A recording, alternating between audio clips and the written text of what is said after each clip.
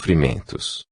Todos, em prece, nos juntamos sob a orientação do Espírito diretor desses trabalhos, e procuramos derramar bálsamos salutares sobre as chagas daqueles infelizes irmãos.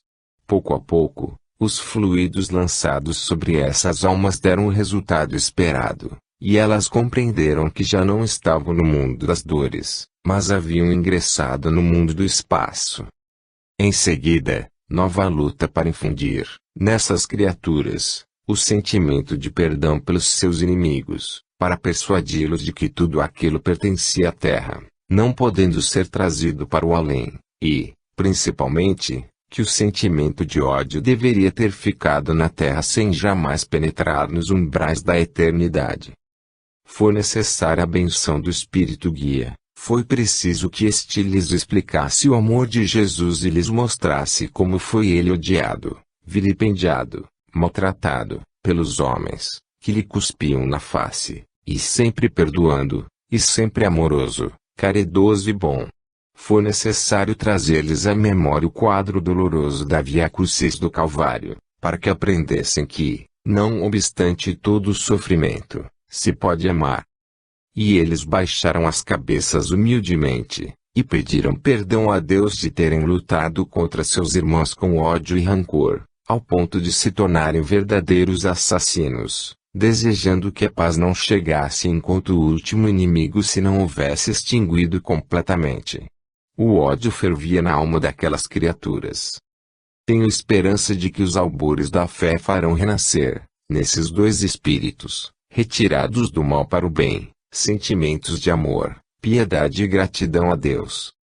Meus amigos, os horrores da guerra são tais que não vale a pena recordar muito para não abater o ânimo dos fracos. Eles são de tal natureza, que se pudesses, ainda que de longe, avistar o quadro que se apresenta diante do meu espírito num momento destes, talvez não tivesseis a energia precisa para não desfalecer. Compenetrai-vos, pois, de que é preciso suplicar a paz, e orai muito, porque, no próprio instante em que vos falo, se estão produzindo graves acontecimentos, dos quais tereis notícia. Paz do Senhor esteja com todos vós. Maria Luísa. Em 23 de fevereiro de 1937. Psicologia espiritual. Deus seja louvado. Meus amigos, meus prezados irmãos, a paz de Jesus é o remédio para as consciências intranquilas. Desde o momento em que essa paz bendita penetre numa consciência agitada, a tranquilidade se fará. Eis porque todos nós, ao iniciarmos as nossas curtas preleções, dizemos sempre, que a paz bendita do Senhor repouse sobre todos. É um voto sincero. Meus amigos, a psicologia espiritual é um estudo. Quer o espírito esteja retido num corpo de carne, quer se encontre livre das peias materiais, a sua psicologia é sempre um estudo. Sei que hoje sou um espírito. No mundo em que habitei, tive contato com diversos homens de mentalidade superior. Vivi lisonjeado pela sociedade, que aplaudia as minhas manifestações literárias, fossem prosaicas ou poéticas. Sempre recebi dos homens o testemunho do maior apreço, admiração e simpatia. Isso, porém, não obstava que meu espírito estudasse o ser humano sob suas múltiplas formas psicológicas. Divisei criaturas francas, sinceras, apreciadoras da virtude e da justiça.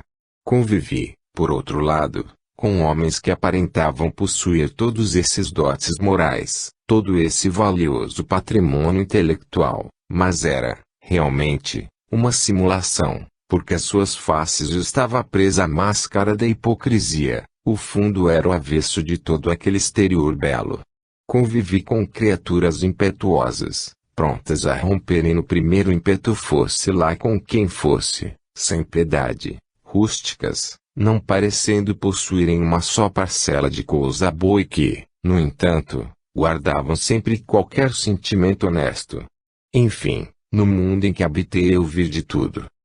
Quanto à parte feminina dos encarnados, encontrei mulheres verdadeiras vestais, prontas a sacrificarem a própria vida no altar da honra, Vi criaturas verdadeiramente dissolutas, mais prostituídas da alma que do corpo. Ainda outras encontrei, para as quais o mundo era severo e cujas almas, todavia, revestiam a pureza dos lírios. Vi de tudo.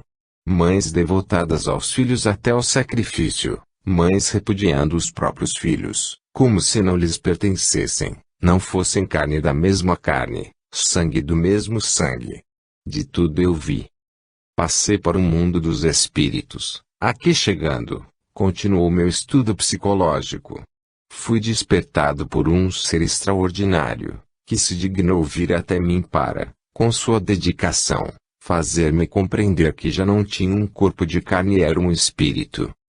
As primeiras palavras dessa criatura angélica, dessa mentalidade superior, foram estas: prossegue no teu estudo, és um observador. Continuei a estudar, e tive ocasião de ver espíritos verdadeiros portentos de majestade bela, na brancura de suas vestes, na luminosidade que irradiavam. Vi nuvens sombrias de espíritos cabisbaixos, sofredores, pacientes, resignados, procurando, na penitência de suas almas, a reabilitação para uma segunda vinda. Assisti ao contrário disso, espíritos criminosos, ainda revoltados na própria treva. Tudo eu vi. E o meu estudo prosseguia. No caos profundo em que me sentia mergulhado, eu necessitava das instruções de um mentor capaz de me esclarecer. Perguntava de mim para mim: será que não existe o céu? Ou será que o céu é bem diminuto? Por toda parte eu via contradições, espíritos que se diziam bons sem o serem. Foi quando a entidade luminosa que Geraldine me fez ver o progresso dos espíritos, a alma presa ao grilhão da dor, padecente, sofredora, cumprindo suas provas e desejando o progresso pela luz. Mostrou-me também o bondoso instrutor os algozes dessas almas padecentes, que não compreendem o alcance do seu mal proceder. Mas ainda, fez-me ver uma vida desde o seu início. Assim, tive ocasião de acompanhar o espírito incipiente na vida, quando começava a dar os primeiros passos. Observei o seu primeiro desvio, a sua primeira falta, vi o resvalar de queda em queda, e disse para mim mesmo: é um perdido. Suspendi minhas cogitações a um sinal do majestoso guia, que me repetiu a frase clássica: prossegue. Prossegui. Eis senão quando vejo aquele que não dera, na existência terrena, sequer um passo para o bem, que eu vira cair mais de uma vez, descendo até onde é possível descer no objeto, ressurgindo dos escombros de sua própria indignidade. Ele que se levanta, ele que tropeça. Mãos tutelares o amparam, braços protetores o seguram. E ele, de novo peregrinando na terra, ao peso de uma grande cruz.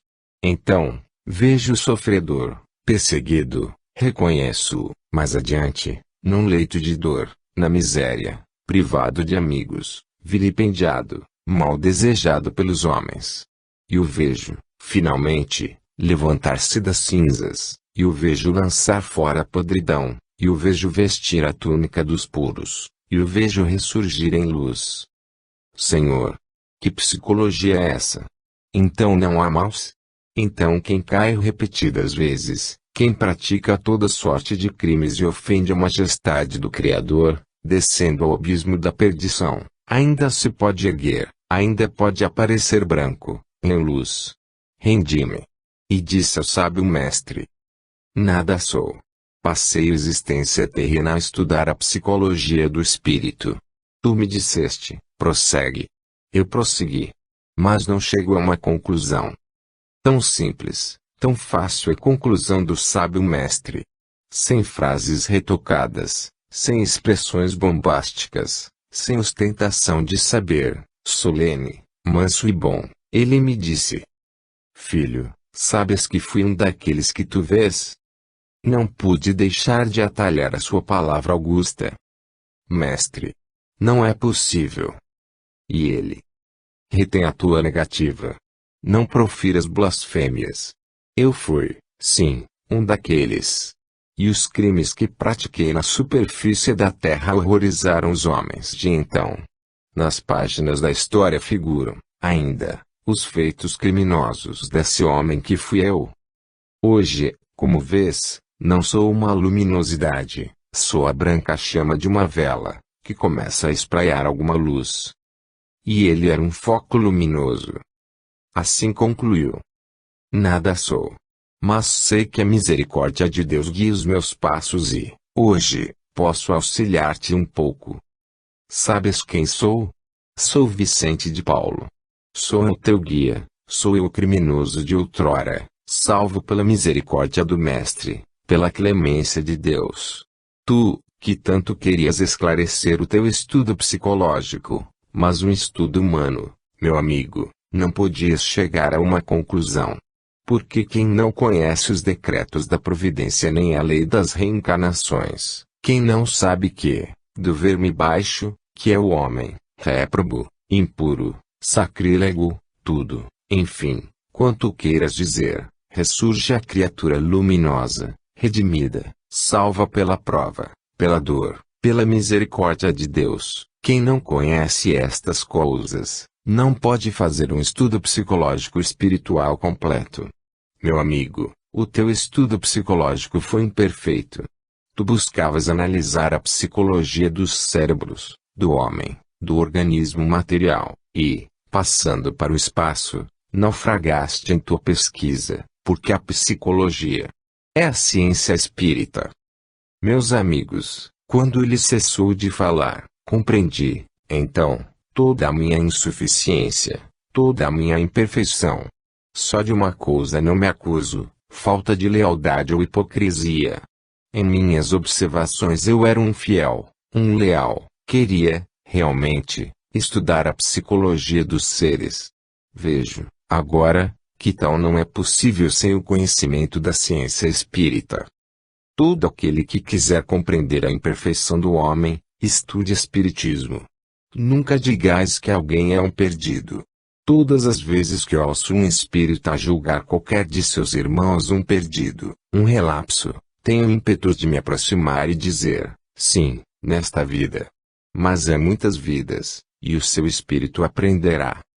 Estudai, meus amigos, aprendei na ciência espírita a compreensão psicológica dos espíritos, sua evolução, seu progresso. Deus vos guarde. Tobias Barreto. Considerações utilíssimas. Meus amigos e meus irmãos, louvado seja o santíssimo nome do Senhor. Jesus nos dê paciência a todos, para olharmos com benevolência as faltas do próximo, estendendo sobre lhe um manto de caridade e amor. Meus amigos e meus irmãos, a terra se encontra, como vós todos sabeis, mergulhada no lago de sangue, que é a inépcia do homem, suas fraquezas, seus pendores para o mal intensificam cada vez mais. Tendes tido avisos e comunicações de espíritos adiantados, falando-vos do horror dessa carnificina sanguinolenta, que encharca o solo do vosso planeta.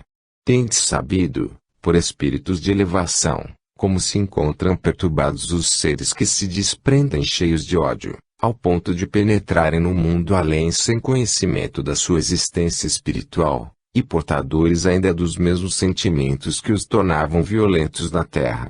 E o grande estendal de dores continua. Já não há sepulcros para tantos corpos, já não existem valas comuns, porque eles, os insurretos, vão terminando a matéria sobre o solo que ensanguentaram. Não há mão caridosa que se lembre de compô-los e prepará-los para a verdadeira morada. Não há uma alma sofredora capaz de pronunciar uma Ave Maria sequer, no momento doloroso em que o espírito se desprende em tanta agonia. O homem a tudo se habitua. Dantes o horror, o pânico, a dor pela orfandade e viuvez, estabeleciam-se nos corações. Hoje, com a continuação dos tempos, o mundo se vai habituando. E é quase com indiferença que alguns procuram as folhas diárias, para saberem notícias dessas paragens sofredoras. Há quem diga, nos hospitais, que pode dormir não obstante os dolorosos gemidos que escuta a cada momento. Há quem achando-se entre salteadores e sabendo que sua vida corre perigo, assegure poder dormir tranquilamente, cercado de armas por todos os lados. a tudo o homem se habitua. Criaturas existem que acendem o fogo, uma vez por dia, para aquecer um pouco de café, que sustente seu miserável corpo. O resto do dia fica assim mesmo. Meus amigos, só quem não conhece a desgraça e não toca de perto a dor, lamenta-se de coisas sem importância, padece com o calor, com a falta de conforto ao que está habituado. Mas as grandes dores, as mais profundas, a tudo o homem se habitua. Vós tendes tido notícias das paragens além campa, onde se encontram espíritos desencarnados violentamente. Vós tendes conhecimento de histórias tocantes, dolorosas, que magoam as fibras das vossas almas, quando as escutais. Há bem pouco tempo tivestes notícia de uma destas.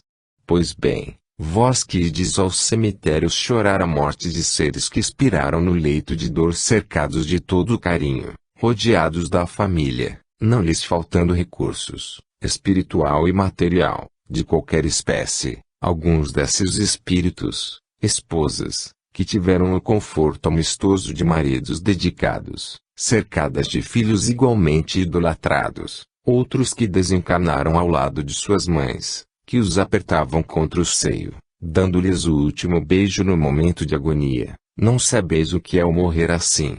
Os que ficaram, saudosos, sentem, é verdade, a partida dos entes queridos, mas, materialmente falando, nada lhes faltara.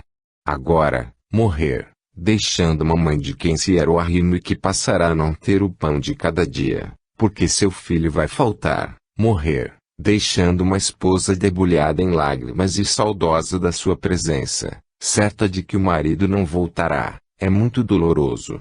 E os filhos pequeninos, ignorantes de tudo quanto se passa, a sorrir, a brincar, a fazer gracinhas interessantes, como se nada houvesse acontecido. O papai pouco a pouco vai morrendo em sua memória. A infância é a inocência, não retém, não grava. O papai, houve alguém que tinha esse nome, mas desapareceu. Quanto tudo isso é pesaroso, meus amigos. Eu me lembro do que passei no mundo. Definhava dias e dias consecutivos, mas, graças a Deus, não me faltou o conforto, a esmola do alto, porque eu tinha fé, tinha coração sincero que amava o meu Jesus. Quando me recordo de tudo isto, dou graças a Deus, porque minha cruz foi leve, muito leve, bem mais pesada poderia ter sido. Hoje há recompensa, que não posso dizer injusta, porque quem me dá é Deus, e Ele não pode praticar uma injustiça. Mas sua bondade espalha-se de tal forma sobre mim, que eu sinto os eflúvios constantes do seu amor, eu sinto o amor de Cristo unido no meu coração, e o meu espírito comunga na mesma taça que comungam os fiéis cristãos. Quem mais tenho na terra? Amigos, criaturas que de mim não se esquecem, mãe que há de cumprir o seu destino para que não se afaste espiritualmente de mim, quando para essas paragens vier. Vós tereis hoje, meus irmãos, a presença, ou melhor a visita de duas filhas, a primeira sou eu, aqui estou. A segunda, no fim se dirá. São duas filhas igualmente amantes, igualmente sofredoras. Deus abençoe nossas famílias e não lhes falte com a sua luz. Haga. Em 26 de fevereiro de 1937. Uma visita preciosa. A paz do Senhor esteja convosco. Meus amigos e queridos companheiros, criaturas desta casa, a quem eu conheci e amei, a quem fui unida por laços de sincera estima, tenho prazer em estar convosco, neste instante, para dar-vos contas da alegria que inunda o meu espírito, pela grande misericórdia que Deus me concede. Quem parte da terra na flor dos anos, como eu parti, não pode deixar de sentir, dentro da alma, saudade dos seus, saudade da vida. A exuberância de vida que há em nós, alegria natural da mocidade, não pode se acabar assim tão depressa. Quando a moléstia nos atira ao leito de dor e, à custa do seu labor incessante, vai minando o organismo físico, depurando os erros do passado, provocando reações salutares espirituais, Nós, quando já temos alguma crença, começamos a entrever as promessas de Deus que se realizam no infinito. Eu antevi a minha passagem, calculei tudo. Previ que o último dia de existência, na Terra, se aproximava, e que o primeiro dia de luz não tardaria muito. Não me enganei. Passando desta vida para outra, meu espírito depressa se equilibrou, ganhando a companhia dos seus que já o esperavam, e que, nas noites febris de insônia e dores, velavam ao redor do leito do sofrimento. Foram os espíritos jovens como eu, que partiram desta vida e ocupavam, então, lugar proeminente na falange luminosa, que enche vosso salão, nos momentos de grande concentração. Foi esse grupo de moças que me recebeu, me amparou e, alegremente, saudou meu ingresso no além. Graças a Deus, no meu lar já não se chora, todos compreendem que vive e que esta vida, concedida por Deus, é bem melhor do que a que eu contava realizar na terra. Qual a moça que, em seus sonhos de juventude, em seus anelos de felicidade, não aspira um lar todo seu, ao lado daquele que Deus determinou para seu esposo, cercada do carinho de amigos, feliz, venturosa? Qual a moça que não tem desses sonhos cor-de-rosa em sua vida? Os meus foram idênticos, mas se esvaneceram, se dispersaram, e lá se foram. Não os lastimo, porque fui sincera, quando desejei viver ao lado daquele que havia escolhido para companheiro da minha vida. Fui sincera. Porém, passando desta vida para o além, compreendi, em breve tempo, que minha pátria era lá, e que, voltando para o seio da falange bendita que tão caridosamente me acolheu, eu teria campo vasto para a realização de felicidade muito maior do que a que aspirei na terra. Meus amigos, minhas amigas, laços estreitos, de felicidade e amor, me prendem ao asilo espírita João Evangelista. Eu também aqui dentro, esforcei-me e realizei curto trabalho em razão da debilidade do meu organismo que, não pode ser mais proveitoso. Deus abençoou esse trabalho. Muito satisfeita me encontro, porque algumas crianças gravaram em sua memória o meu nome. A maioria não se recorda de mim, o número de crianças avultou, cresceu. Algumas já saíram, constituíram família, têm por sua vez seus lares, gozam da felicidade terrena que me não foi dado realizar. As outras, porém, que ficaram, recordam-se de mim, e eu me lembro delas. Estimo todos de minha casa, não esqueço minha família, e dela tenho recordações, as mais vivas, mais gratas e preciosas, porque em seu seio só tive afeto, carinho e amor indissolúvel. Sou muito grata aos meus, porque todos me amaram. E eu tenho a certeza de que os amei, em toda a plenitude do coração. Meus amigos, trabalhemos pelas crianças, esforcemo-nos para que sejam felizes essas criaturinhas tão mal compreendidas. O mundo, lá fora, não sabe o que é uma criança, exige das mocinhas o que não se exige de mulheres de responsabilidade. Tudo quanto fazem, é censurado, tudo quanto dizem, é mal visto. O mundo não tem paciência com a juventude, ela tem ânsias de vida, tem vigor, ambições tão naturais. Isto não exclui a pureza dos sentimentos bons. Podem ser ativas, boliçosas, travessas, e ter no íntimo, coração sincero, verdadeiro. Deus abençoe a todos os componentes do Asilo Espírita João Evangelista. Uma saudade, um amplexo para os meus. Parto, desejando todo o bem para as crianças que vi crescer. E faço votos que elas não se esqueçam que foi, é e será sempre muito sua amiguinha, Elsie. Em 26 de fevereiro de 1937. É possível ser feliz. Meus prezados amigos, permiti que vos fale alguém que, não há muito tempo, pronunciou, nesse recinto, algumas palavras, alguém que muito padeceu na vida e que muitas aspirações teve, as quais foram realizadas apenas no mundo além. Falar à mocidade, cheia de aspirações e vida, desejosa de felicidade que é a preocupação natural da juventude. Falar aos jovens, é coisa que inunda meu espírito de grande prazer. Ó felicidade, felicidade! Como enches os sonhos dos poetas! Como preocupas tua mentalidade jovem das criaturas! Ó felicidade, felicidade, que enches o mundo com tuas promessas, aqui, muitas vezes, não dás cumprimento. Ó felicidade, felicidade, tu também encheste os meus dias terrenos de muita aspiração nobre, elevada, que o mundo não entendeu. E por tua causa, à tua procura, rios de lágrimas verteram meus olhos. E a cata de teus passos incertos, de tua moradia, que ignorava, andei te procurando, como se tivesses um pouso certo neste planeta de dores e aflições.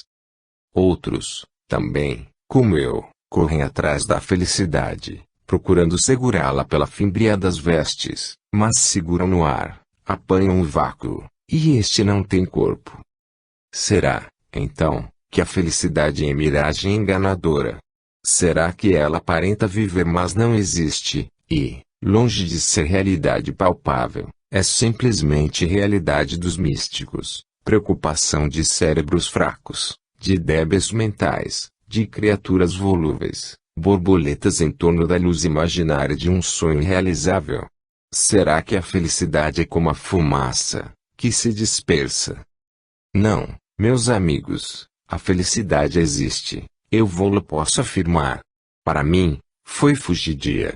Mas sabeis por quê? Quero dizer-vos, para que aproveitéis a lição, quero ensinar-vos. Atrás da felicidade ninguém deve andar, ela vem ao nosso encontro. A felicidade não se procura, encontra-se. Nós vamos achá-la, muitas vezes, no momento em que não a estamos procurando. E quantos, muitas vezes, em torno dessa felicidade, tecem comentários, fazem prenúncios, profecias, que nada valem. A felicidade existe, minhas amiguinhas e meus amigos. Ela não é uma fada mística, imaginária, com varinha de condão, como antigamente faziam crer as crianças. Não, a felicidade vem ao nosso encontro. Precisamos abrir os olhos para enxergá-la. Quantos estão felizes, nada lhes faltando, tendo encontrado o coração que bate de encontro ao seu, sentindo o pulsar de um coração sincero, e não percebem que a felicidade está ali, quantos? E esses doidivanas, esses cabeças de ventoinha vão procurar a felicidade lá fora, muito distante. E então lá dizem entre suspiros: a felicidade é um sonho irrealizável. Ninguém pensa em ser feliz, porque a felicidade não existe. Dogmáticos, profetas, juízes sentenciosos, nada disso é verdade.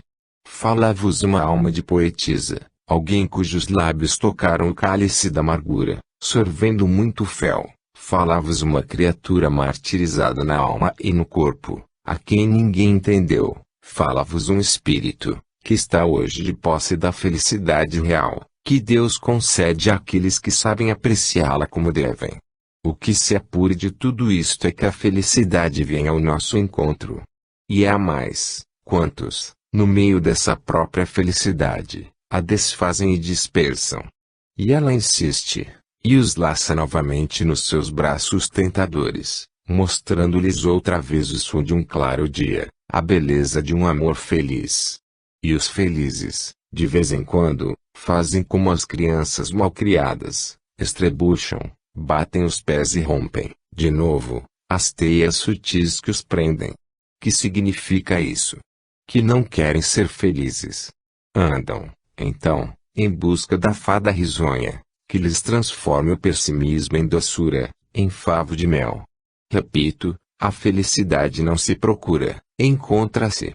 Cada um de vós peça a Deus encontrá-la, e ela virá, a meiga, a feliz, a risonha fada dos áureos sonhos de amor, passo a passo, lentamente, e, afinal, vos empolgará nos seus laços sutis, tão fáceis de quebrar, mas, ao mesmo tempo, tão fortes, tão vibrantes. São esses os laços que prendem duas almas sinceras, num amplexo verdadeiro, de amor, que, afinal, é a felicidade.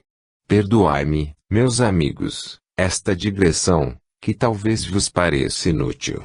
Eu penso, porém, que não é inútil o que estou a dizer. Porque tenho muita vontade de ver solidificados, perfeitamente unidos e fortes, corações que se estimam, para, juntos, entoarem a Deus um hino de glória, de louvor pelas muitas bênçãos que derrama sobre a humanidade. Cuidado, meus amigos. Não desfolheis, não desmancheis o ninho dos vossos amores. A felicidade é dom de Deus e anda por aí à espera de que a encontreis. Paz na terra aos homens deseja. Carmen Senira. Em 2 de março de 1937. Que a fé guie os vossos passos. Deus seja louvado. Louvado seja o santíssimo nome de Jesus.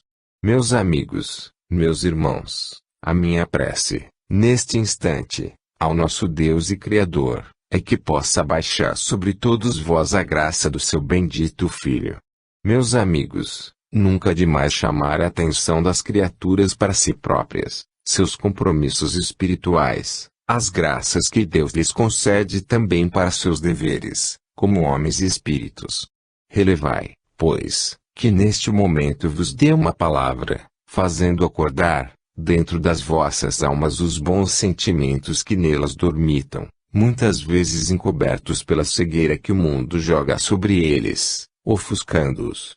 Meus amigos, especialmente na mocidade, o esquecimento toda, muitas vezes, propósitos firmemente tomados, fazendo esquecer compromissos de ordem espiritual bem mais graves e valiosos do que os de ordem material a que o homem próprio muito justamente obedece. Venho lembrar-vos, muito propositadamente, os compromissos espirituais que tendes para com a crença que professais.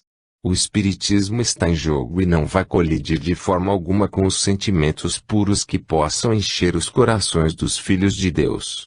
As afeições sinceras são aprovadas por Deus, as uniões lícitas igualmente o são, os afetos indissolúveis do coração são criados e apreciados por Deus, as afeições dedicadas, entre as famílias, são a prova fiel do cristianismo no lar. Assim, vós, que assistis constantemente às práticas espíritas que aqui se fazem, não vos esqueçais, meus amigos, de que a fé é a lâmpada acesa que vos guia os passos na estrada da vida. Lembrai-vos sempre das virgens prudentes, que conservaram as lâmpadas acesas até o fim, segundo a parábola do Cristo, enquanto as loucas deixaram as suas sem azeite e tiveram, por isso, de esperar os esposos às escuras. Conservai bem viva a chama da fé. Não consintais que as tentações da vida, ou os conselhos mal dirigidos daqueles que vos deviam encaminhar melhor nessa trajetória que fazeis transitoriamente pela terra, venham afastar vossos espíritos da linha traçada, em boa hora, para a felicidade terrena e espiritual. Cuidado, meus amigos, cuidado. Quem vive em contato com uma agremiação cristã, está mais ou menos precavido contra os perigos de que o mundo é cheio. Mas, quando as criaturas são quais ovelhas retiradas do redil e vão encontrar, lá fora, o mundo em toda a sua perturbação, cheio de traições e vilanias, precisam ter os cérebros muito bem equilibrados, os espíritos sempre dispostos para o bem, e memória muito lúcida, para não esquecer as palavras de seus pais espirituais. O povo, na sua linguagem vulgar, diz com muita precisão e é certo: aqueles que estão perto do fogo, são os que se aquecem. Quem sente frio e se mantém fora da lareira, certamente não tem conforto, não sente o calor protetor da chama que vem do braseiro, mas aquele que está tiritando e se aproxima do fogo, esse aquece os membros enregelados. Assim, a alma faminta do pão do céu, aproximando-se da mesa em que lhe é servido gratuitamente e onde tantas vezes se alimentou com fartura, não terá fome espiritual, mas, fugindo da mesa do Senhor, afastando-se do pão espiritual, sentirá falta dele. Eu venho pedir a vós todos, não vos afasteis, podeis ser feliz dentro do espiritismo. Se viveis no lar não espírita, sede o exemplo desse lar, Sede a chama protetora que aqueça a frieza dos corações enregelados que convosco moram. Se estáis em contato com almas puras, bem-intencionadas, mas que não conhecem a santa doutrina, procurai aproximá-las desse foco salvador. E se fostes criados aprendendo, desde a infância, o ABC da salvação eterna, não consintais que o lobo faminto venha arrancar do vosso seio a semente preciosa que o deve sustentar, fortalecer e amparar nos dias difíceis da vida. Suportadas dentro da doutrina, as provações elevam, enobrecem e não permitem que o espírito vacile, mas lá fora, ao abandono, sem o conforto do espírito, sem a benção paternal dos guias protetores, as provas são bem mais duras de suportar, muitas vezes conduzem o indivíduo à queda, e esta é um passo para trás. Coragem, pois, meus irmãos, que me ouvis, coragem, caminheiros do bem.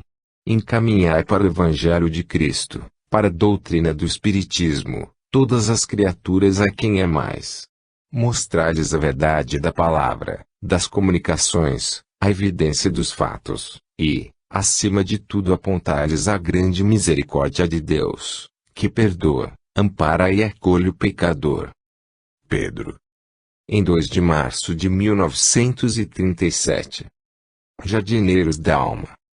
Meus amigos, meus prezados irmãos em Cristo, o Senhor, eu vos saúdo, desejando-vos paz, que não se limite apenas ao círculo das vossas relações, mas que se estenda por toda a parte onde vossa influência possa chegar. Meus amigos, meus irmãos, nós temos, em nosso interior, algo de vida, que não perece porque Deus o fez imortal. Todas as criaturas humanas sentem em si essa vida a que me refiro neste instante. Não somente o ser material palpita, padece ou se alegra, o espírito, esta qualquer coisa imponderável, que o homem materialista não distingue, também vive, palpita, alegra-se ou padece. Essa qualquer coisa indefinida, que vive dentro das criaturas humanas, é o espírito. Falando figuradamente, podemos afirmar que, dentro da alma de cada criatura, há um jardim que lhe cumpre cultivar. Tal seja o jardineiro, qual será a beleza do jardim, porque, aquele que cultiva com carinho e amor, sabendo escolher as espécies de plantas para ornamentá-lo, aquele que se dedica com amor e desvelo à cultura de plantinhas, no começo minúsculas e depois belas, verdejantes, sorridentes, tem a recompensa do seu desvelo, do seu devotamento. Aquele, porém, que possui esse jardim somente por ter, como diz o mundo, porque não pode deixar de possuí-lo, uma vez que ele está dentro de si mesmo, mas que dele não se ocupa, deixando que plantas daninhas, que insetos prejudiciais o destruam, não pode apresentá-lo com a beleza que o outro contém. Será sempre um jardim mal cuidado, deficiente em perfume, fraco em beleza, triste na aparência. Enquanto o desvelado jardineiro poda as suas plantas, rega-as com cuidado, e, nas horas apropriadas, dá-lhes o alimento suficiente para fortificar-lhes as raízes, medica-as para evitar moléstias próprias das plantas, o outro se descuida, entende que a terra, pródiga como é em bem fazer, há de desempenhar a parte do seu trabalho, e deixa que o jardim cresça à vontade. Desta forma as flores não terão o mesmo vício, o gramado não será igual àquele que foi tratado com esmero, antes, será sempre uma deficiência. Assim o jardim da alma. Cada alma tem seu jardim, tendo este a semente própria, plantada em seu terreno, formada pelo próprio Deus. Se a criatura, amante da verdade e da justiça, souber escolher as sementes apropriadas para plantar em seu canteiro, certamente terá o frescor, o vício das almas puras, que florescem. Se, porém, longe de assim proceder, o homem infecciona sua alma com essa plantação nociva de sentimentos maus, negando-lhe vigor, não os extirpando com cuidado, certamente o jardim dessa alma será muito pobre em perfume, muito fraco em beleza. Cuidado, meus amigos. Não só uma criatura possui este jardim. Todos vós, todos nós possuímos. A nossa alma aí está, à espera da plantação dos sentimentos. Se vos dói o coração pela infelicidade das criaturas, eis aí um belo espécimen de flor. Se vos entristeceis perante o luto das almas alheias, eis outro exemplar de flor, belíssimo, agradável ao Senhor. Se vossas mãos se abrem, benfazejas, para socorrer os realmente necessitados, eis aí também um belo exemplar de flor, que o próprio Cristo cultivou. Se deixais, porém, crescer dentro da alma sentimentos mesquinhos, baixos, de inveja, orgulho, soberba, indiferença, as plantas do vosso coração serão venenosas. Cuidado com elas. Cá fora, também existem plantas que matam, ervas que contêm veneno, folhas que absorvem a vida dos próprios insetos. Pobre daquele que pousar sobre tal folha. Desaparecerá, porque a planta, na expressão vulgar do povo, come. Algumas há, cuja sombra não se pode gozar, porque adormece o incauto viandante que sob sua copa repousa. Aí tendes a maçanilha, com todo o seu perigo. A alma também possui essas traições, tem, igualmente, plantas que atrofiam pensamentos nobres, gelam o sentimento da caridade, esmagam a inocência, trucidam o que é belo e elevado, e se comprazem em maldizer, ferir, instigar para o mal, espezinhar o que é justo, dando, então, asas ao que é baixo, vil e infamante. Cuidado, meus amigos. Todos vós, todos nós somos jardineiros, que temos, por dever, cuidar dos jardins das nossas almas. O terreno é para todos idêntico, Deus não tem predileção. O campo é sempre o mesmo, na aparência, pequenino, mas sua extensão é tal, que abriga o espaço contido na terra e vai ao infinito. Porque a ação que é feita na terra, praticada nobre ou vilmente, terá sua inscrição no além. Jardineiros, jardineiros, cuidado com os jardins da alma. Regai-os, dai-lhes viço, frescor e boa semente, para que possais viver, progredir, florescer, para vossa e nossa felicidade. Sim, porque tudo quanto diz respeito à vossa felicidade, igualmente interessa a nossa. Somos irmãos, criaturas formadas por Deus à sua imagem e semelhança. Somos os agricultores dos jardins celestes. Cada um cuide do seu, porque representa ele um exemplar da vinha do Senhor.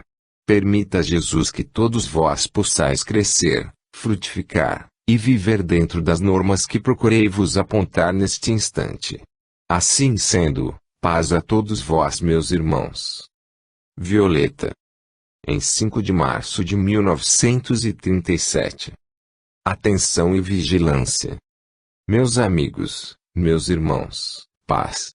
Encerrando os vossos trabalhos, venho concitar-vos, meus caros irmãos, a que continueis fervorosos na vossa crença, demonstrando a todas as vezes que a oportunidade se apresentar.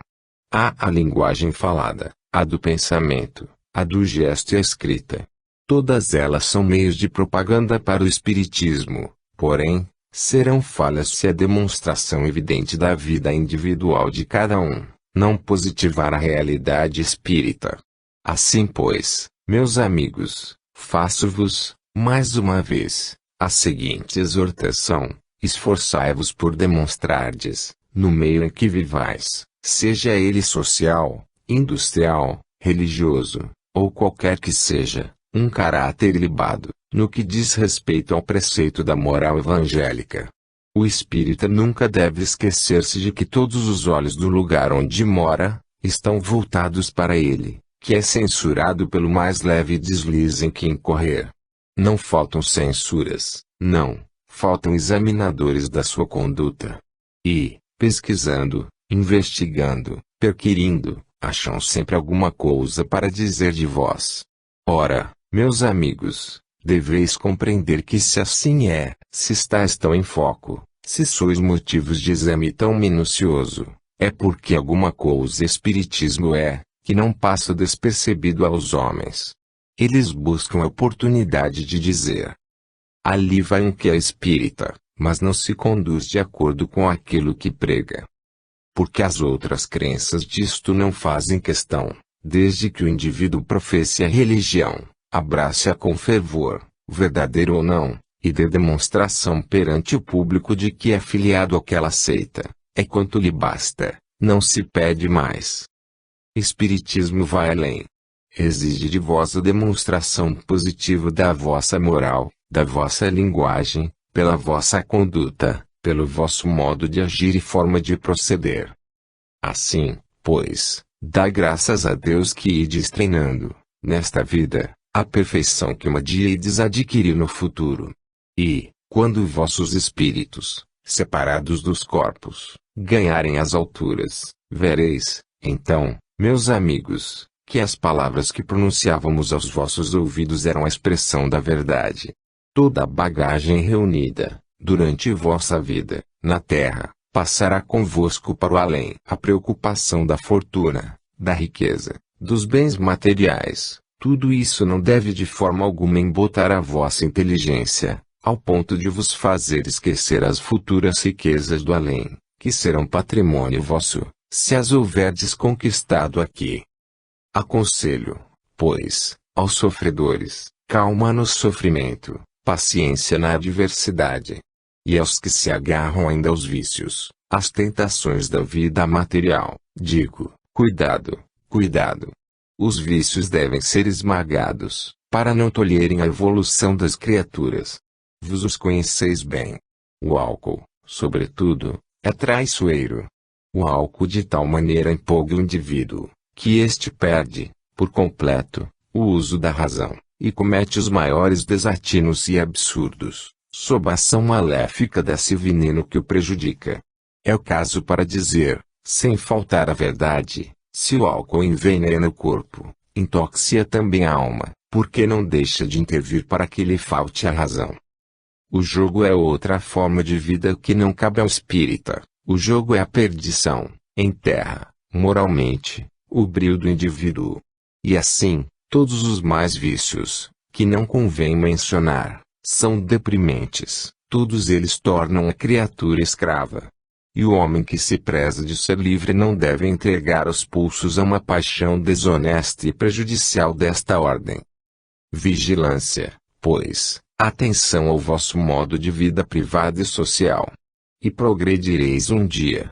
Quando chegar a ocasião de vos apresentardes perante os vossos amigos, tereis, então, prazer de ser acolhidos, com todo amor, alegria e satisfação. Deus vos guarde.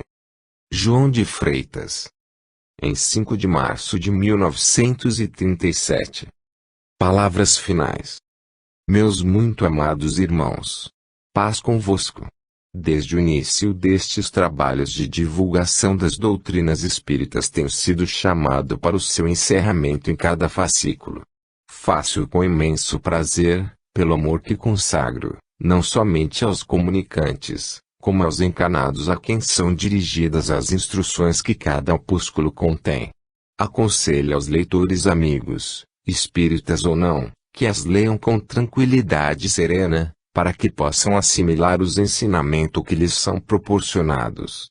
Verão que tais comunicações visam restaurar, restituir a saúde moral dos seus espíritos, oferecendo-lhes desinteressadamente o remédio para os seus males secretos, a explicação do porquê dos sofrimentos.